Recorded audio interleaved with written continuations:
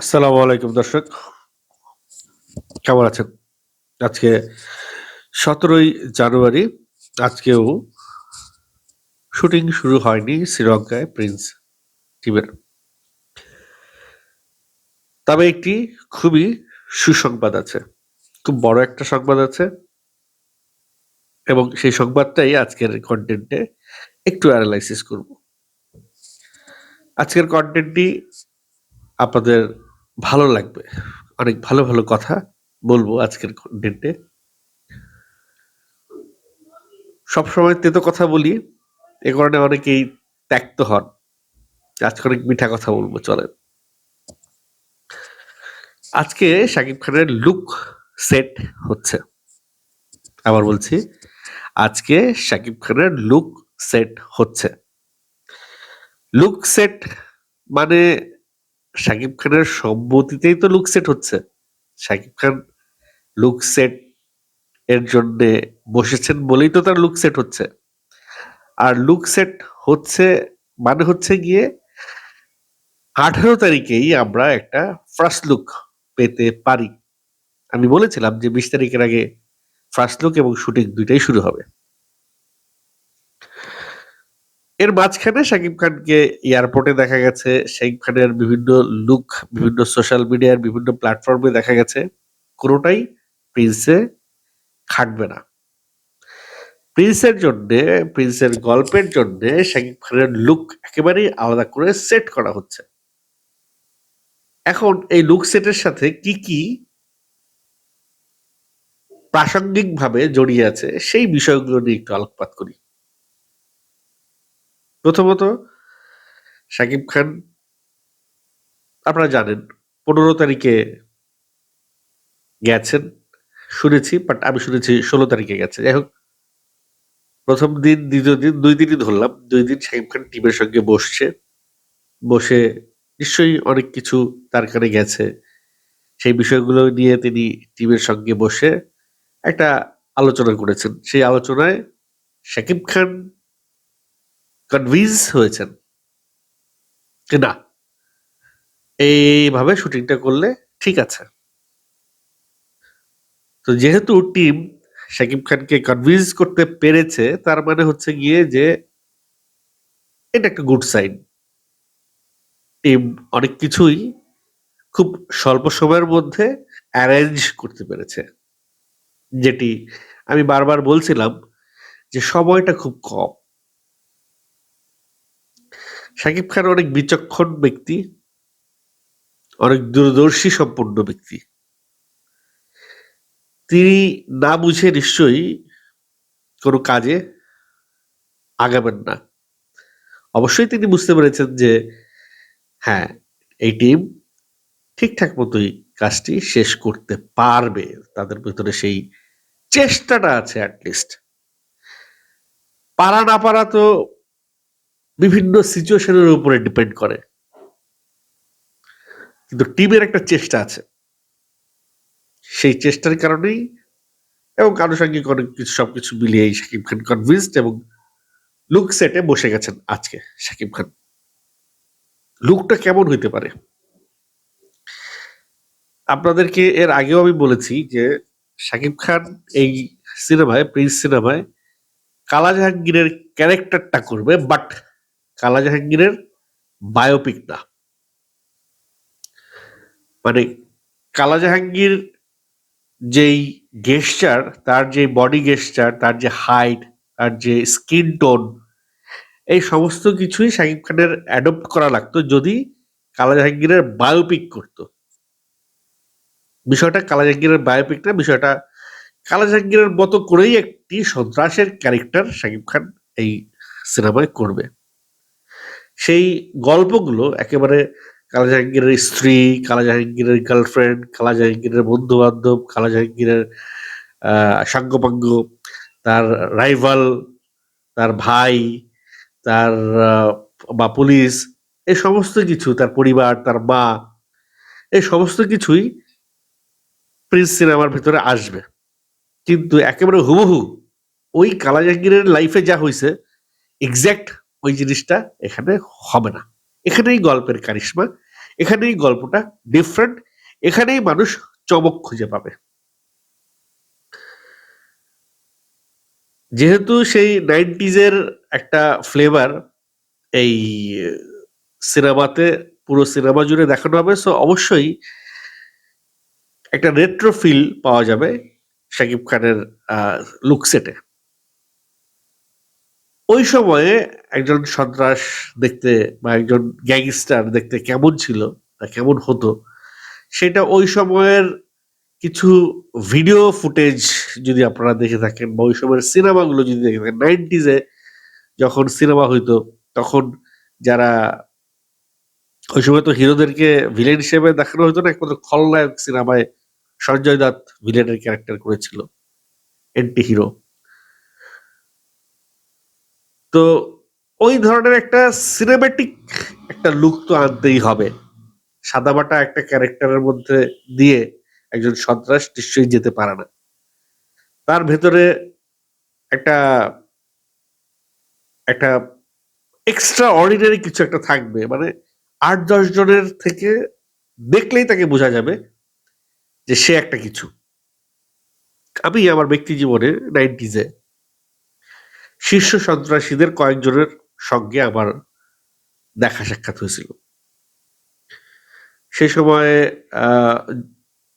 যেই লিস্ট করা হয়েছিল খালেদা জিয়ার, ওই সময় খালেদা জিয়া গভর্নমেন্টে ছিল, প্রথম র্যাব গঠন করা হইল 2000 সাল বোধহয়। তো শীর্ষ 20 সন্ত্রাসীর একটা লিস্ট করা হয়েছিল, সেখানে কালা জাহাঙ্গীর, পিচ্চি হান্নান, জুই বিপ্লব, তারপর মুন্না, সুইডেন আসলাম, তারপরে এরকম অনেকগুলো নাম আছে, 20টা নাম আছে বাংলাদেশের বড় বড় সন্ত্রাসী এরা। এদেরকে ধরে ক্রস ফায়ারের নির্দেশ দিয়ে দেওয়া হলো। তো তার পূর্ববর্তী সময়ে আমি চুই বিপ্লব, যে একেবারেই আমার বাসার থেকে 4টা বাসা পরে তার বাড়ি, সে ওই বাসায় থাকতো এবং আমরা এলাকার সবাই, মানে আমাদের এলাকায় একজন শীর্ষ সন্ত্রাসী বসবাস করে এবং এলাকার সবাই আমরা জানি, সেটা পুলিশ জানে, এলাকাবাসী জানে। এবং এই সমস্ত কিছুতে একটা একটা একটা অস্বস্তিকর বা একটা স্বস্তিকর, যাই হোক, একটা ভিন্ন রকম পরিস্থিতির মধ্যে দিয়ে আমরা বড় হয়েছি। কিন্তু আমাদের ওই গলিতে কখনো মারামারি হতো না আমার বাসার সামনে বা সেই চুই বিপ্লবের বাসার সামনে। আর একটা মজার বিষয় হলো, ওই সময়ে 2টা গ্রুপ ছিল, একটা ভালো ছাত্রদের গ্রুপ, আর একটা হচ্ছে গিয়ে এই গ্যাংদের গ্রুপ, গ্যাং। এরা রাস্তায় আড্ডাবাজি করতো, ঘোরাফেরা করতো, আর এটা বলে সেটিং দিত, সেটিং বলে, সেটিং ফিটিং এগুলো দিয়ে পয়সা কামাইতো। পড়ালেখা খুব একটা করতো না, স্কুল ফাঁকি দিত, আর দল বাইধা মানে যাইতো একজনকে পিটাইতে। এরকম প্রত্যেক জুম্মায় তো মসজিদে তো সবাই আসে নামাজ পড়তে, গ্যাংস্টারও আসে, ভদ্রলোকও আসে, চোরও আসে, বাটপারও আসে, সবাই আসে। তো মসজিদের জুম্মার নামাজ পড়তে গেলে জুম্মার নামাজ শেষ করে দেখতাম যে এলাকায় একটা জটলা, ইয়াং ছেলেপেলেদের একটা জটলা। কি বিষয়? আজকে ওকে মারতে যাইতে হবে, চল। 30, 40, 50 জন একসাথে হয়ে যাইতো। তো আমার খুব ইন্টারেস্ট লাগতো যে এরা আসলে কি করে, কই যায়। ফরচুনেটলি ওই চুই বিপ্লবের ভাই, ছোট ভাই, সে আমার ব্যাচমেট, একই ক্লাসে পড়ি ওই সময়। তো ওর সঙ্গে আমার একটা ভালো সম্পর্ক ছিল, এই কারণে আমার আগ্রহ ছিল বিপ্লবকে দেখার, যে একজন শীর্ষ সন্ত্রাসী, এত নাম শুনি, সে দেখতে কেমন।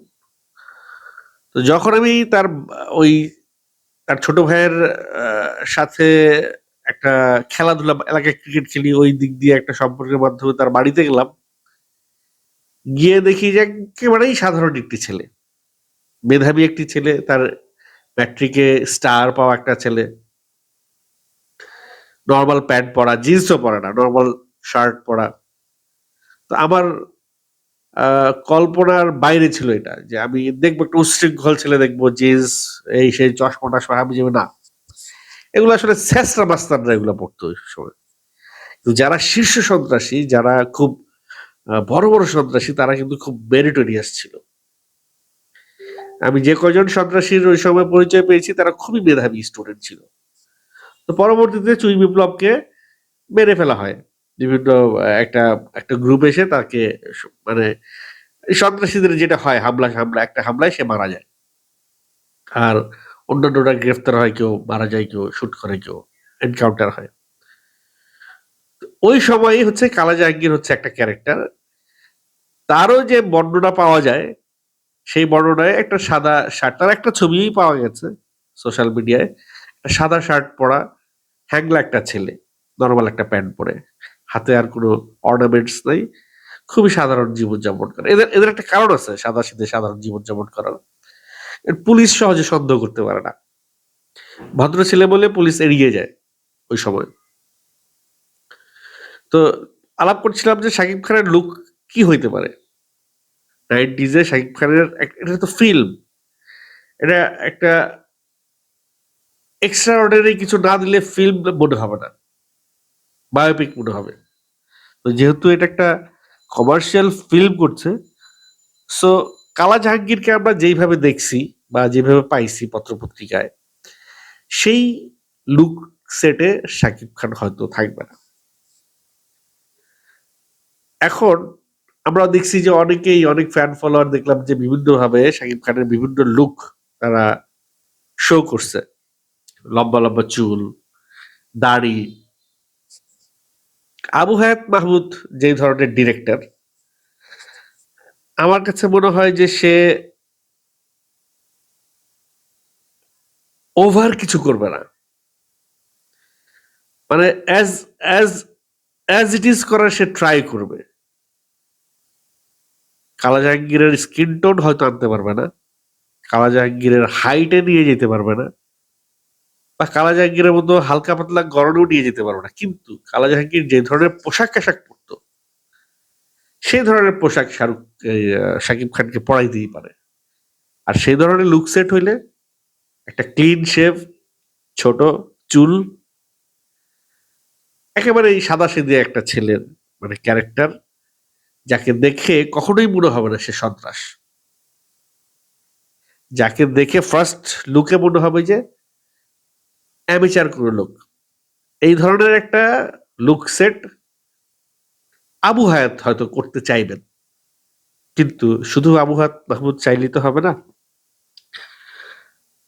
শাকিব খান আছে, প্রযোজক আছে, গল্পকার আছে, সবাই মিলে একটা ডিসিশনে যাবে, বা সিনেমার একটা বিক্রির ব্যাপার আছে, কাটতির ব্যাপার আছে, দর্শকের কাছে একটা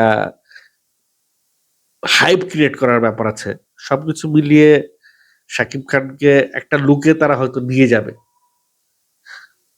আমি জানি না লুক সেটটা কি হবে, আগামীকালকে বা পরশুদিন ফার্স্ট লুকটা দিলেই হয়তো আমরা দেখতে পারবো কি হচ্ছে।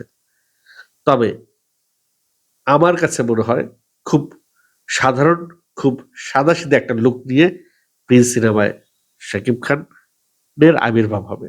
যেমনটা আমরা ধানুষকে দেখি, ধানুষ যখন কোনো আহ গুন্ডার ক্যারেক্টার করে, ধানুষের কিন্তু অনেক গ্যাংস্টার ছবি আছে যেখানে সে খুবই সাদাসিধে ভাবেই ক্যারেক্টার গুলো প্লে করছে, কিন্তু তাকে গ্যাংস্টারই লাগছে because of his attitude, because of his looks, way of dialogue delivery, way of movement, body gesture, way of aggression. So এই সবকিছু মিলিয়ে একটা জেনারেল লুকে আসতে পারে, যেহেতু ডিরেক্টর আবু হায়াত মাহমুদ। আদারওয়াইজ বা অন্য একটা কারণ আছে একটা জেনারেল লুকে আসার, সেটা হচ্ছে গিয়ে সময়টা 90s। 90s এর সেই ভাইবটা, 90s এর সেই দৃশ্যপটটা স্ক্রিনে তারা রাখার চেষ্টা করবে। এখন এটাই আরো একটা বড় চ্যালেঞ্জ হয়ে যাবে টিমের জন্য, কারণ শ্রীলঙ্কায় গিয়ে 90s এর সেই দৃশ্যপট রাখা, ছোট ছোট প্রপস, অনেক কিছু গ্যাদার করা, এটা একটা বিশাল টাফ জব। এই টাফ জবটা হয়তো তারা কাটিয়ে, তারা যেভাবে সবাই মিলে একাগ্রতার সঙ্গে কাজ করছে, হয়তো এই টাফ জব তারা ওভারকাম করে আসবে। আর যদি সেটা না হয়, তারা শুধুমাত্র যদি 90s এর সেই কালা জাহাঙ্গীরের স্টোরিটা শুধু নেয়, আর 2026 এর টাইমটা যদি তারা দেখায়, সেটা ডিফারেন্ট কেস। সেই ক্ষেত্রে অন্য কিছু হইতে পারে শাকিব খানের লুক সেটে। তবে 90s এর ওই ফ্লেভারটাই যদি রাখে, তাহলে আমরা খুব সাদাসিধে এক শীর্ষ সন্ত্রাসীর গেট আপে হয়তো শাকিব খানের ফার্স্ট লুকটা দেখতে চলেছি। লেটস সি ফাইনালি কি হয়। আজকে লুক সেট হচ্ছে, এটা খুব খুশি সংবাদ। শাকিব খান লুক সেটে বসছেন, লুক সেট হয়ে ফটোশুট হবে, তারপরে সেই ফটোশুটটাকে পোস্টার ডিজাইন হবে। এই সমস্ত বিষয়টা আরো একদিন লেগে যেতে পারে, কালকে সারাদিনটা লেগে যেতে পারে। যদি কালকে সারাদিনে সম্ভব না হয়, যদি সম্ভব হয় 18 তারিখে ফার্স্ট লুকটা পাচ্ছি, আর সম্ভব না হলে 19 তারিখ ফার্স্ট লুকটা আসার সমূহ সম্ভাবনা রয়েছে।